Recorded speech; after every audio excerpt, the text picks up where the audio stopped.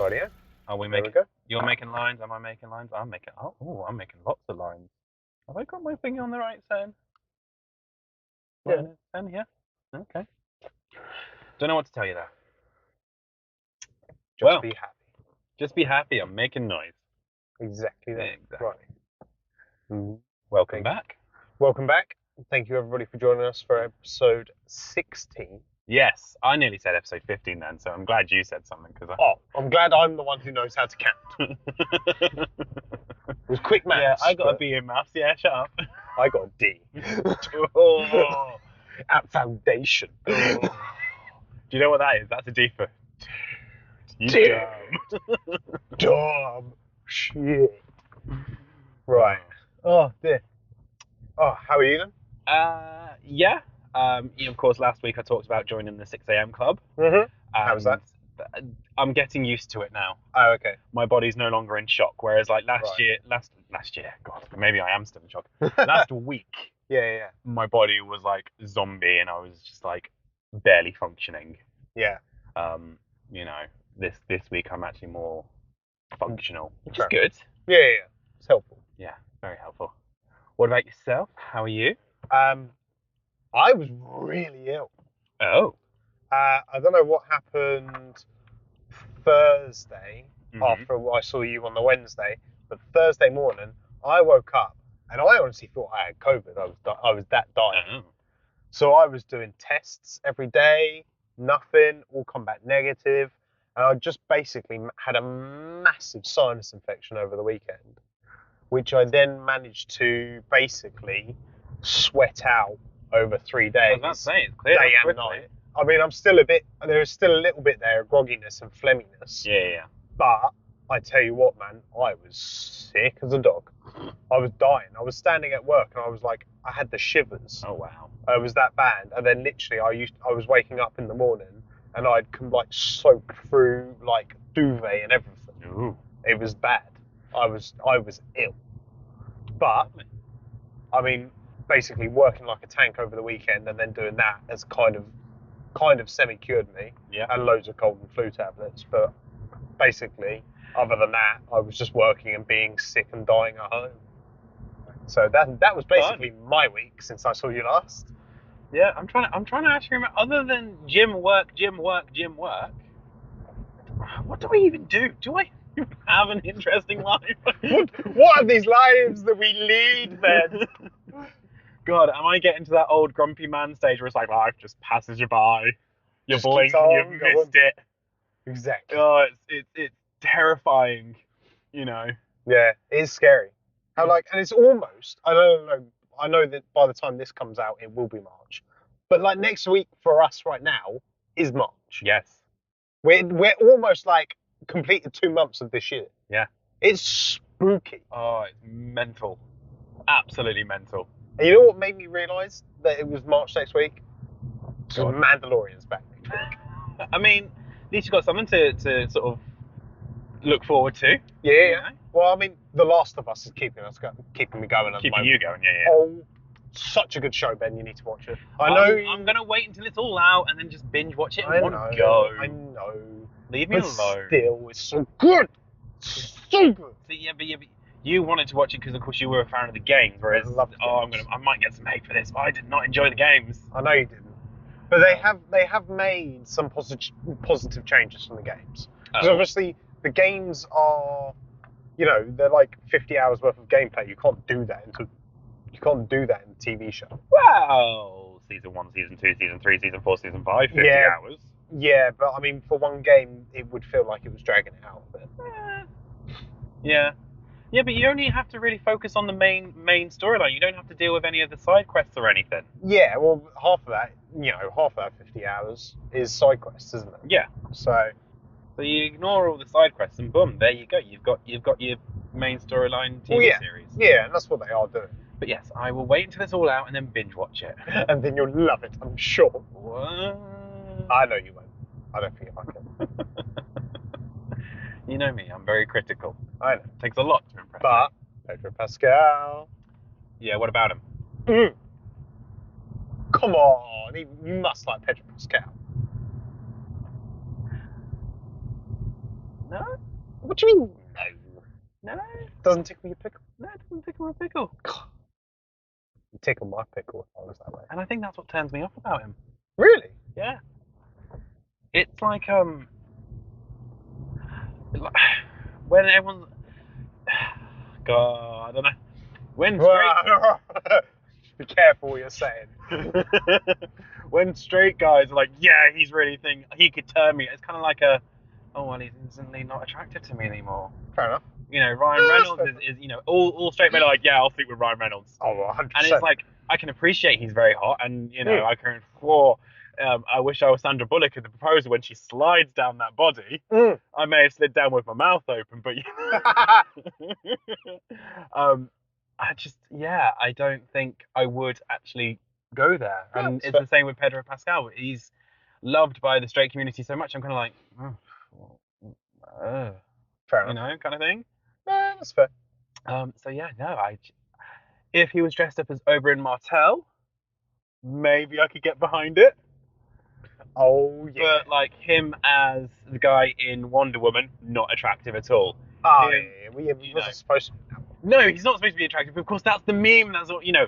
life is good, but it could be better. And that's all over the internet. So all I see of Pedro Pascal is that version of him. I'm just not hot. Yeah, fair enough. Not good looking. But talking about being critical. And being good looking. I wouldn't say about being good looking, but talking about being critical, we've just seen Ant-Man and the Wasp: Quantumania. Exactly. Jonathan Majors. Good looking dude. Jonathan Majors. Gang. Oh.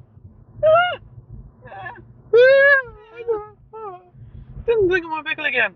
No wonder why you're single. Let's not get Let's into not get into that. Let's talk about the movie because there's some horror stories there. Exactly. Let's just talk about the movie. So, opinions. Opinions on Ant-Man and the Wasp. Yeah. It was good. Was it back to top tier Marvel form? No. There were some issues with it. Are they spoiler-free issues that you can discuss? Yes, because they're not critical to the storyline. Okay, go on then. It's about. Do you remember several weeks back? I can't remember what episode it was, but it was early doors, when we were doing this. Yeah. Might even been tests, maybe. Right. And we talked about how you have your lore in the mythology, and it's heavy magic and light magic and things like that. Yeah, and you have to stick by the rules that you set. Yes. The one thing that really stuck out to me was the helmet situation. Yeah. Do you see what I mean? Do you understand what I mean? Yeah. When they go small and big, everything has to be concealed and contained, and that's how PIM particles work. Yes. They did not follow their own law. No. I would argue that it's because they're in the quantum realm and they might be able to get away with it. However, that annoyed me. So, for them getting to the quantum realm. Start that again. Realm. I used to have a speech impediment when I was a kid. Leave me alone. To get to the quantum realm, they didn't shrink. They went through a portal. So I will give them a kind of a. I'll give them that. But then once in the realm, going big and going small without the helmets on. Yeah, I agree with you. That's a problem. That was a problem. That annoyed me. Because once you're in there, then you're on the laws of the quantum realm, and you should still be contained when you're growing and shrinking. Yeah. But getting there, because that's the only way that people without suits could survive. Yeah. Going through that portal. It just, I thought, right, overall storyline I thought was very good. But I do feel they did take a few liberties with the bits and this. I just felt like they needed to commit to certain bits and bobs, which we spoke off camera. Yes. Which we won't delve into because it's heavy spoiler territory. Yeah. Overall, I did enjoy it. It's better than Thor: Love and Thunder, which is not hard because that was crap. I feel like they use their comedic timing in places correctly, apart from one bit at the end with the face rubbing. Yeah. Yeah. Overall, it was good. You know, dude's got charisma. Paul Rudd. Mm-hmm. I think he's brilliant. I'm not sure whether or not the recasting of Cassie. Sorry. It's okay. The recasting of Cassie from Endgame was needed, but obviously they're going to be using the character more, I assume, forward for Junior Avengers, whatever they're called, Young Avengers, and that's why they picked a bigger name, to play her. But I didn't think she brought much to the table. No. I feel like Wasp was underused, felt like Hank Pym was underused, and even though she was quite a central character, I felt like Michelle Pfeiffer was underused. Jonathan Majors, great charisma. I think he's a brilliant actor. I think he's going to do really well in the character going forwards. Yeah. I can't wait to see him in Creed 3, but you're not going to go watch that. I'll watch that and I'll let you know. But I think he's a really good actor. I'm really looking forward to seeing him in more. Fair. And that's pretty much my sum up. And you? I'm still trying to make up my mind on whether I liked it or not. Fair it enough. was kind of once again, a nothing film. Yeah. It didn't really do much. It didn't really change much. It didn't push the envelope. It didn't shock or anything. And the thing that's making me really think, do I like it or not, is at the end of the Loki TV series, of course, we're introduced to Kang. Yes. And he's menacing. Yeah. You're like, oh fuck, we don't mess with this dude. Yeah. I didn't get the same feeling in this film. No. He wasn't menacing. No, he wasn't. Even though you could tell they were trying to make him menacing. Yeah. And it's just like, I wasn't feel like, because they built up Thanos really well, and you always thought, oh, Thanos is going to be an issue. He's going to be a big deal. Yeah. I'm not getting the same feeling, and it's nothing on Jonathan Major's acting. That's just I think it's poor story writing. Yeah. I think that's what it is. Because obviously Marvel has said that they're dropping the amount of movies and TV shows they're trying to produce each year. Yeah. And they're trying to go over quality over quantity. Yep. And I think, which I'm all for. But then make it quality. Yeah, exactly. I mean, we're still getting several movies this year. We're only getting 2 TV shows this year from them. Yeah. Which will be Loki and I can't remember. Something else. I can't remember what it is. Is there another one that's getting a season 2, or is it a brand new one? Is it The Marvels? No, that's a movie. Okay. The Marvels is a movie.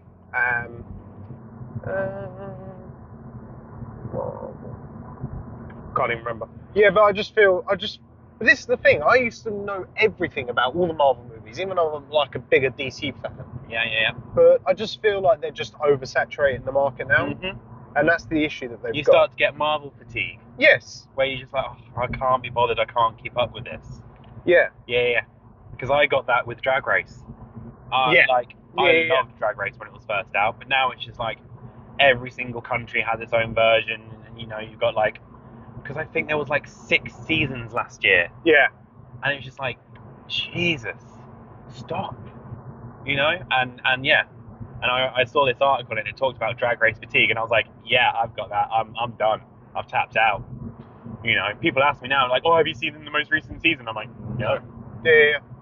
But that was the same with like me and the Arrow TV shows and Flash and everything. I just give up in the end because there was so many that I had to watch. I couldn't keep up with them. Yeah. And it was just too difficult. So Marvel wise for Phase 5. Mm-hmm. So you got Ant-Man and the Wasp. Then there's What If Season 2. Right. Then Secret Invasion, which is also another TV show. Yeah. Then Guardians in May. Echo TV show. Right. Loki Season 2. Then the Marvels in November. And then the Ironheart TV show, which is supposedly coming out in late 23. Right. So even then, that is a ridiculous amount of TV shows and everything. And that doesn't even include like X-Men, the rebooted X-Men 97 TV show coming out. They're really hitting the TV shows over the films. Obviously, they must be doing better than the cinemas and the movies. Well, either that or they've got to justify their Disney Plus. Or that. But yeah, as you were saying, They don't have to justify their Disney Plus. They're doing fine by Netflix destroying themselves. All they have to do is keep their head down. yeah, exactly. You know. Simple business. When your competitor is ruining themselves by removing the one key fundamental thing that their base was built on, Yeah. keep your head down, keep quiet, let them burn themselves to the ground. You know. Yeah, exactly. But So yeah, yeah, overall, I think the writing of it was poor. They could have committed to some more braver storylines. Do you know why I think I'm slightly upset with it? What? Is because Phase 4 ended with No Way Home. The films after that were a little bit lost. Phase 3. Phase 4 ended with Wakanda Forever. Well, this is Phase 5. Oh, right, okay. Look, because we don't want to get told off in the comments again. No. Are we sure about this? Because last time you had to correct yourself.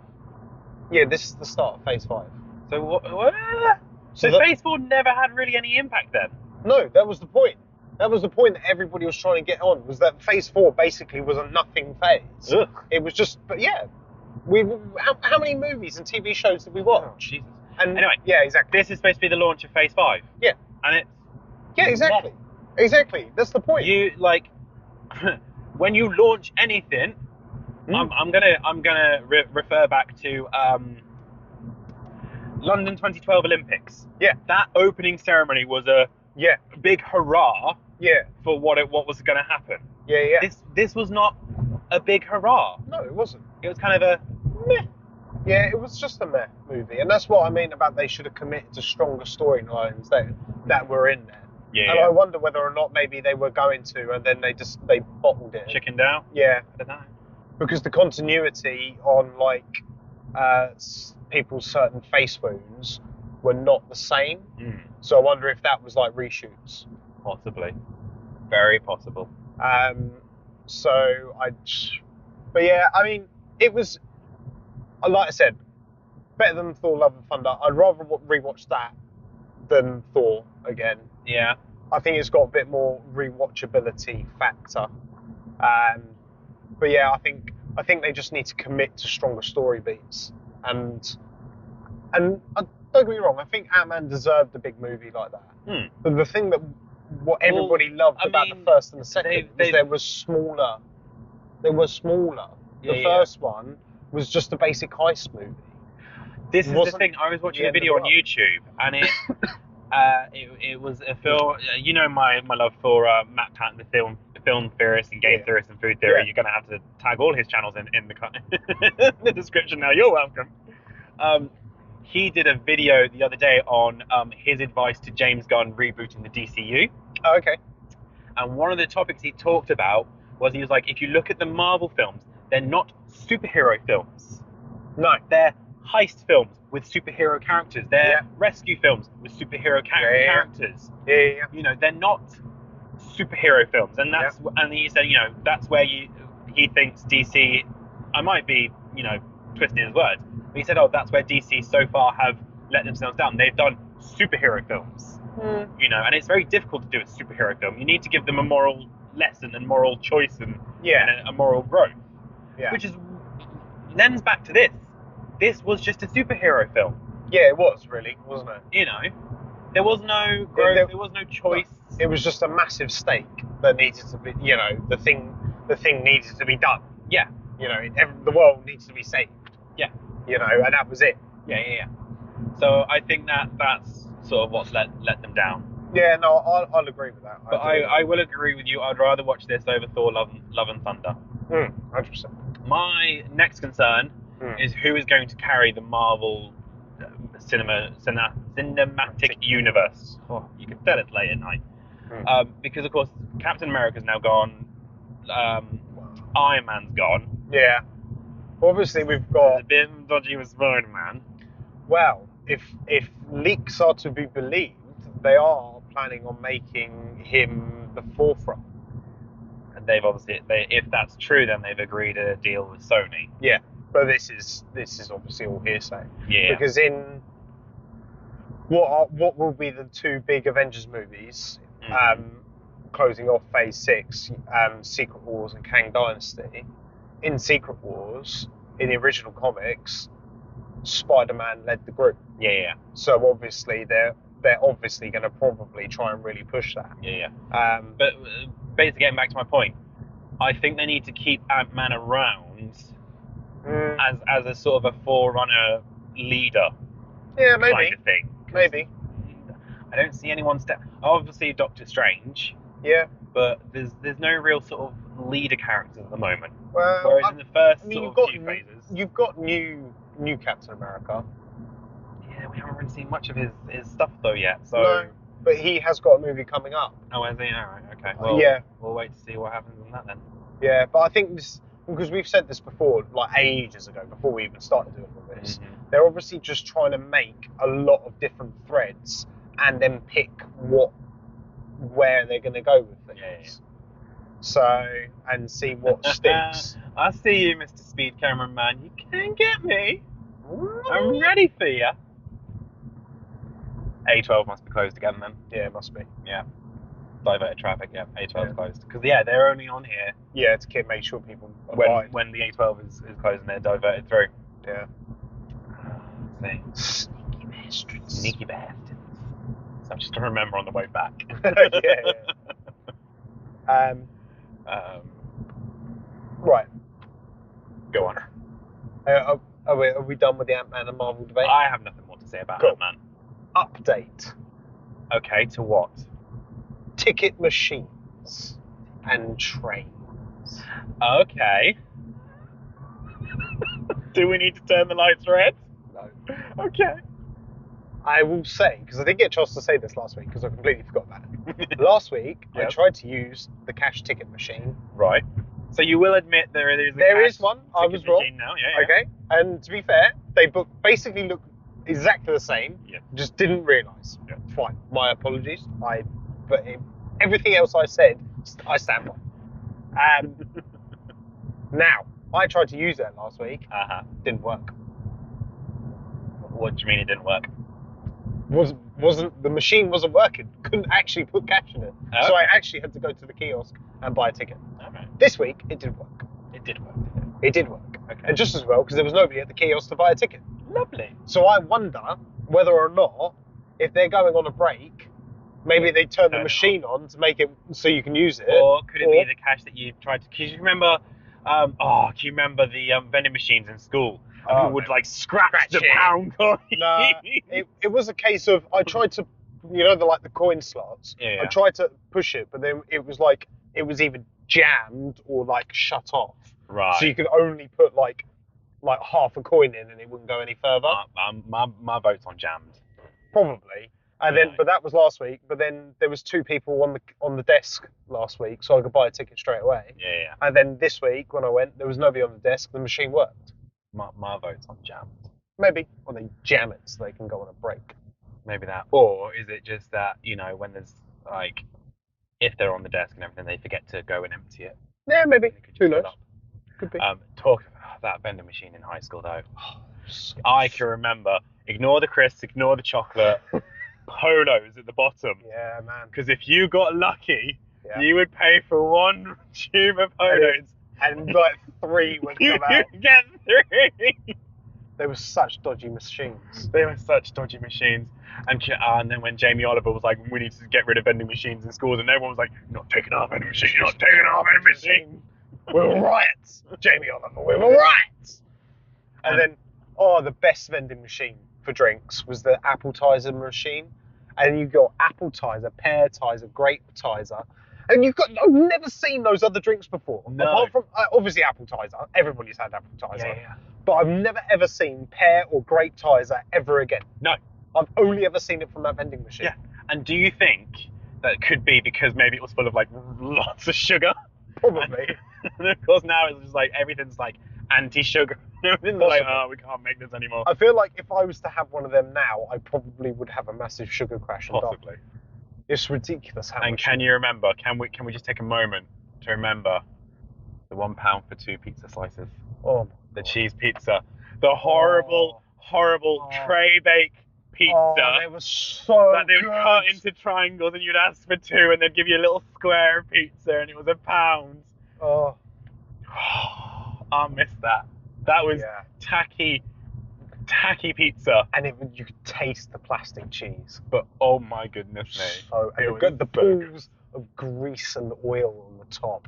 Oh, it's like, you know that meme? Oh, it's that meme. It's, And once again, when Jamie Oliver was like, we need to get healthier eating at schools, and everyone's like, they're not going to take our pizza. They're not going to take our pizza. And they just reduced it, didn't they? I think it was only on like a Friday or something. Yeah. Or something silly like that. But then they had to make extra because everybody was going crazy for it. Yeah. So that was addictive, that pizza. It was good. I mean, I'm biased.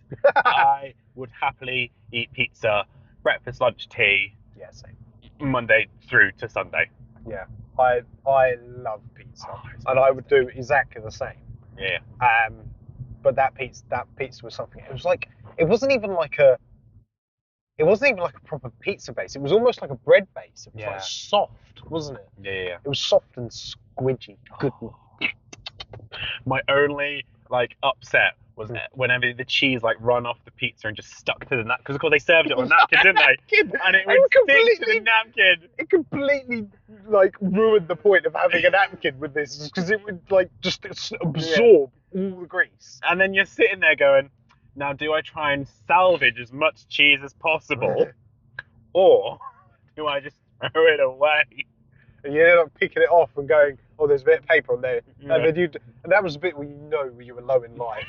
You ate it with the big fucking paper napkin stuck to it. Oh my god. But I do miss that pizza. I think about that every so often. Just like, yeah, I haven't thought about that pizza in ages. Great. Yeah, and because it was just a cheese pizza, wasn't it? There was no toppings. They did occasionally do a pepperoni. Did they? I never had it when it was a pepperoni. I only ever had it when it was a cheese. But even now to this day, whenever I order a cheese pizza, I'm just like, I miss it. I need the poor quality cheese pizza. Yeah. But I need to know what ingredients they use to make that pizza. So I can copy it. Yeah. I wouldn't be surprised if they'd just gone and got the stuff from Macro. Yeah. But can you remember the queues for the pizza? Can you remember the queues to get hot food there? No, packed lunches all through school. So I can't. Same, but I mean, you go past it. And do you remember, because where the kitchen was, it was like on the U. It was like an U bit, wasn't it? Mm-hmm. They used to queue all the way down, and they used to queue down the corridor to the dance studio. Yeah.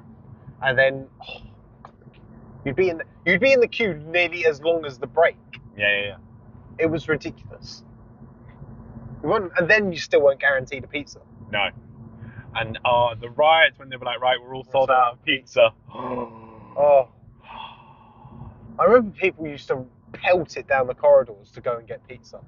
People literally. They would pull their money, wouldn't they? Go, right, you take all the money and run. You're the quickest. We'll block the corridors. We'll trip anybody else up running. God. Yeah, people used to. Jesus. Will you be impressed with me if I tell you I never abused my prefect powers to go get pizza early? Then what was the point of being a prefect, Ben? To be put on my little ACAS application for university, because I had no other clubs. It's like, what extracurricular have you done? I was a prefect. Oh, okay, great. So it worked. Anyway, final thoughts. Ant-Man and the Wasp. Go watch it, but meh. But yeah, I mean, unfortunately, it's going to be one of those ones you're going to have to kind of watch to carry on. Yeah. It's one of them things. I mean, you kind of have to watch all the Marvel films because they all connect into each other. But it's like, if you're not a big fan of the cinema, don't. Oh, if you don't have an unlimited card, do not waste money. Just go watch it when it's on Disney Plus. Yeah, just wait for it. Disney Plus. Because we watched it in IMAX, and IMAX I didn't notice anything. If anything, it seemed more blurry. Yeah. So wait till it comes out on Disney Plus. Yeah. And then pizza is life. Pizza is life. Any other final thoughts? No, I feel like that's Find yourself a vending machine that that. gives If, you extra treats. if anybody knows of where we can get grape tizer or pear tizer from, please do let us know. Paddy will be very happy. We'll all be very happy, and then it'll probably confirm whether or not I have diabetes. And on Right. that note, Thanks for coming. Thanks for listening. make sure you like, share, subscribe, tell a Comment. friend, All that good stuff. and we'll see you in the next one. Yep. Thank you very much. Bye. Bye.